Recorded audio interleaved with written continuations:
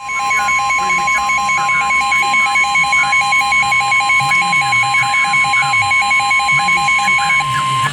National Weather Service in State College, Pennsylvania has issued a severe thunderstorm warning for northeastern Lancaster County in south central Pennsylvania until 4 p.m.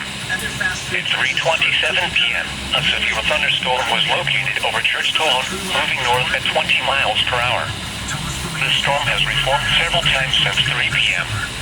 Hazard, 60 miles per hour with gusts and quarter-size hail.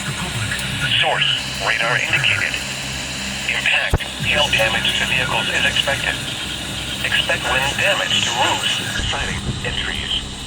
Locations impacted include New Holland, Adamstown, Terrell, Church-Town, Bowmansville, 5 Pointsville, Blue Ball, and Goodville. This includes the Pennsylvania Turnpike for mile markers 287 to 295. For your protection, move to an interior room on the lowest floor of a building. Very heavy rainfall is occurring with this storm and may lead to flash flooding. Do not drive your vehicle through flooded roadways. Repeating, a severe thunderstorm warning has been issued until 4 p.m. for the following county: Lancaster, Pennsylvania.